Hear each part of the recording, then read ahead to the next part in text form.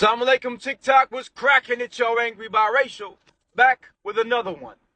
This is going to be a new video series where I discuss the trauma I endured in the U.S. Army for being Muslim, where I was tortured and shot and beat just for being Muslim and serving.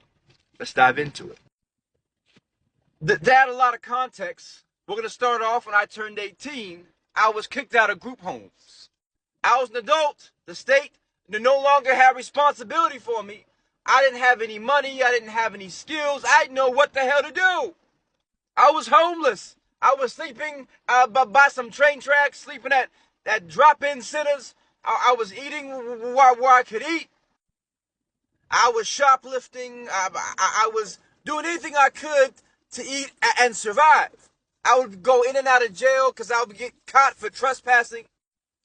All this was in Arizona, so it's called urban camping. So pretty much if you're homeless and you're caught sleeping in an abandoned building, you'll get trespassed out of there.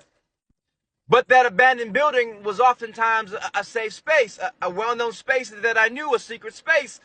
And the cops would come find me there again, and I'll get hit for trespassing. And that was my life for a long time. You know, I was skinny, I was 6'2", I weighed 145 pounds. I was all bone and balls.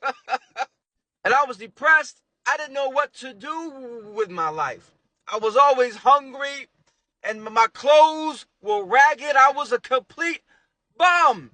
I was a product of a failed foster care system, of a system that didn't give me any of the tools to set me up to be an adult. I went from being 100% provided for by the state to not having nothing, to being out on the street with what little belongings that I had. And those belongings were quickly lost because you can't really keep anything when you're on the street. You got to pack light. Always got to be on the move. But I was too prideful to beg for money. I was too prideful to panhandle. So again, I would steal from stores. I did a lot of crime just to survive. Does that justify it? No. But it was the life that I was living.